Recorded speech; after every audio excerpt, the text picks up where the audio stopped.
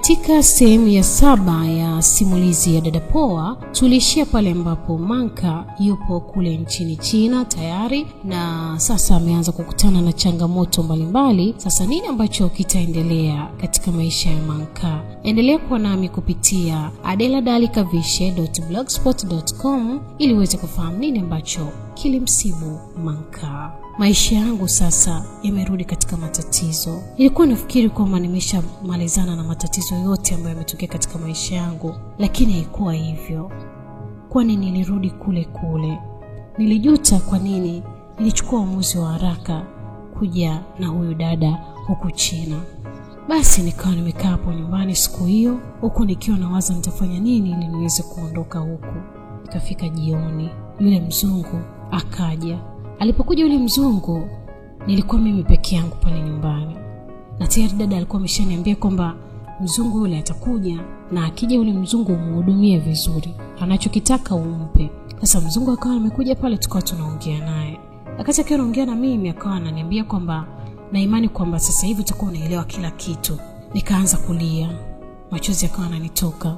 Nikamwambia naomba unisaidie, please and please help me. Mimi siku hivi ambavyo unanifikiria. Hivi ni vitu vimenikuta tu, sikujua kama udada anakuja kunifanyia mimi mambo kama haya. Naomba unisaidie. Yule mzungu akawa ananisikiliza. Nilihisi kuwa alikuwa ananielewa. Akanijibu tu kwamba mimi nitakusaidia. Akawa anatumia lugha ya Kiingereza kwa sababu mimi nilikuwa tayari najua baadhi ya maneno. Nikawa namsikia. Akaniambia kwamba mimi nitakusaidia, lakini pia nimekupenda. Kwa hiyo ningependa kuwa na wewe, lakini pia nitakusaidia ili uweze kuondoka hapa China. Moyo wangu ukafarijika, nikaona kwamba sina mtu mwingine ambaye anaweza kunisaidia zaidi ya huyu mzungu. Sikuwa na njia nyingine. Siku hiyo nilikataa kuwa naye kimapenzi. Nikamwambia kwamba anipe muda. Sasa ikawa kama vile anataka kuwa boyfriend wangu. Akaniambia usijali, nitakusubiri mpaka hadi hapo ambapo utakuwa tayari. Mimi nimekupenda na nataka nikusaidie uondokane na haya matatizo. Ikawa hivyo. Kesho yake nikawa nimetoka na yule mzungu bila matatizo yoyote. Dada Lolita akawa anashangaa, akaniambia nimefurahi kukuona kwamba umebadilika. Yaani umeamua mwenyewe na unaonekana umechangamka tu vizuri.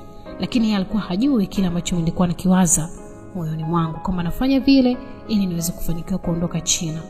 Nikawa natoka na yule mzungu, hatimaye tukawa na mahusiano ya kimapenzi. Akawa ndo mpenzi wangu pale China. Yule mzungu alikuwa ananipenda, alikuwa ananipa kila kitu. Pesa ninayotaka, ninachotaka kununua ananinunulia. Hakuna kitu ambacho nilikuwa nakosa. Basi tukawa tunaendelea kuishi hivyo hivyo. Mimi nia yangu yote ni kwamba itokee tu siku niweze kuondoka kwenda Dar es Salaam. Tukaendelea kuishi pamoja. Nikawa na mawazo mengine tofauti moyoni mwangu, kwa sababu na mimi nilimpenda yule mzungu. Tuliishi kama wapenzi ambao tumeshibana. Basi siku ilivyozidi kwenda, nikamwambia kwamba nimetamani kurudi kwetu Tanzania na wewe uliniahidi kwamba utaweza kunisaidia. Naomba unisaidie, usinitupe. Yule mzungu akaniambia usiwe na shaka. Hapo ilikuwa imepita kama miezi 3 tokea tumeanza uhusiano mimi na huyu mzungu Robinson.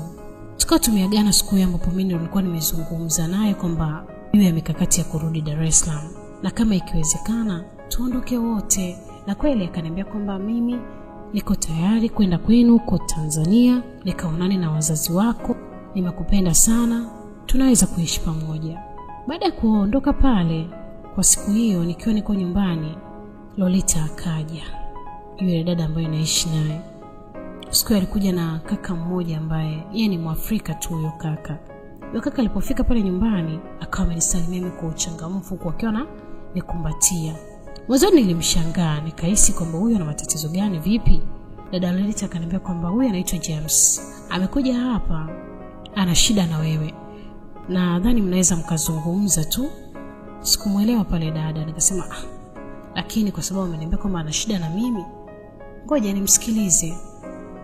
Nikawa nimekaa na yule kaka pale sebuleni tunazungumza. Yule kaka akaniambia kwamba Manka, nilikuwa nikikuona katika klabu mbalimbali ukiwa na rafiki yako yule mzungu. Sikujua kama unaishi na Lolita.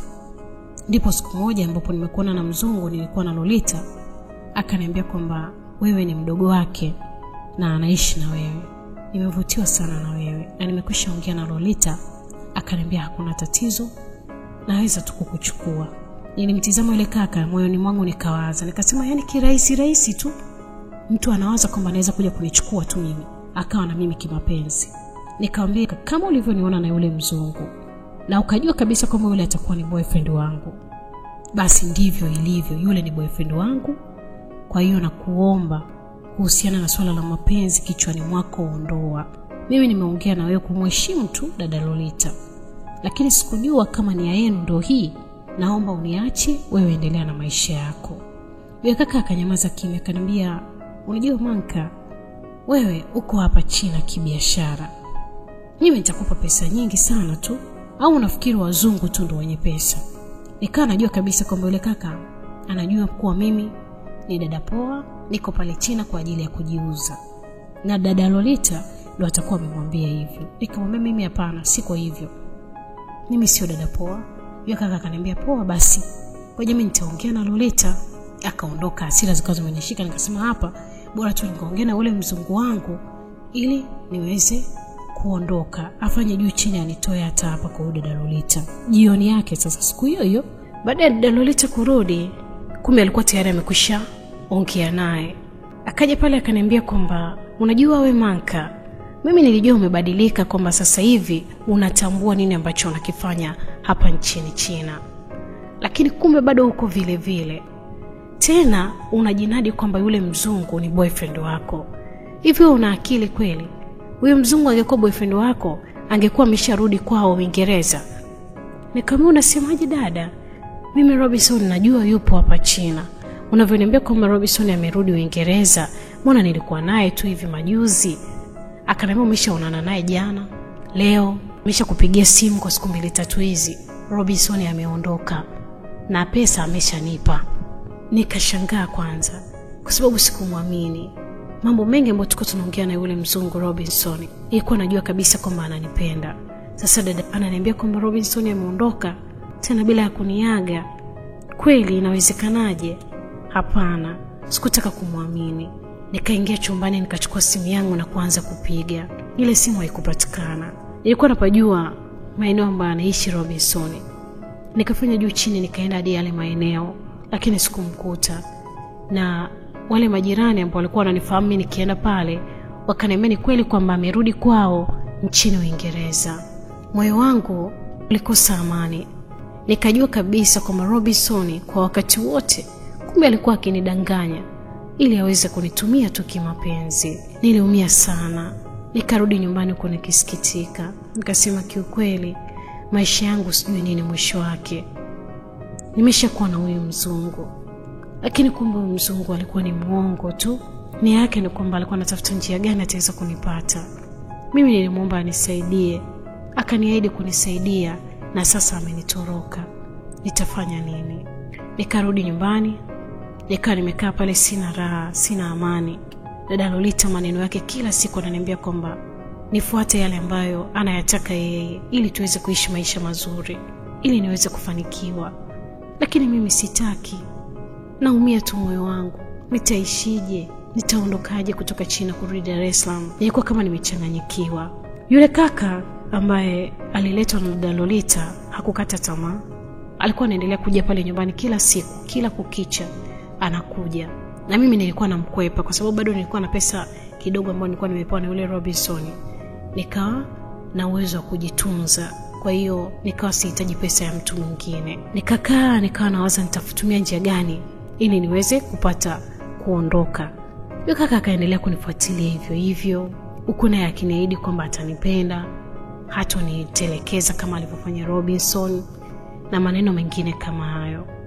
Kutokana na hali ambayo nilikuwa nayo, mimi nilikuwa situmii kilevi.